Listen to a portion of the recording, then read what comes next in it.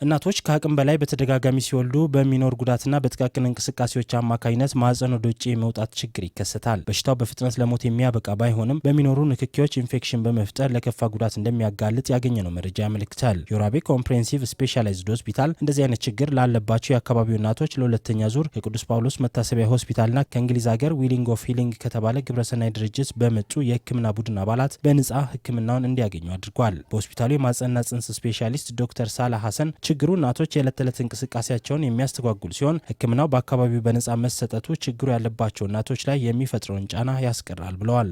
የወራቤ ኮምፕሬሄንሲቭ ስፔሻላይዝድ ሆስፒታል ስራ አስኪያጅ አቶ ጀማል ሺፋ በበኩላቸው ህክምናው ለሁለተኛ ጊዜ እንደመሰጠቱ በመጀመሪያውና ሁለተኛው ዙር ከ220 በላይ የአካባቢው እናቶችን በነጻ የህክምናው ተጠቃሚ ማድረግ ተችሏል ብለዋል። ከዚህ ቀደም የአይን ሞራ ግርዶሽ ላለባቸው ነጻ የህክምና አገልግሎት መስጠቱን አስታውሰው ይህንን ተግባር ሆስፒታሉ አጠናክሮ በማስቀጠል የህብረተሰቡን ጤና ለማስጠበቅ ርብርብ እንደሚያደርግም አመልክተዋል። የማህፀን ወደ ውጭ መውጣት ችግር ላለባቸው እናቶች ነጻ የህክምና አገልግሎቱን 3ቱ ከቅዱስ ጳውሎስ መታሰቢያ ሆስፒታልና 17 ከእንግሊዝ ሀገር በመጡ ባለሙያዎች መሰጠቱም ታውቋል።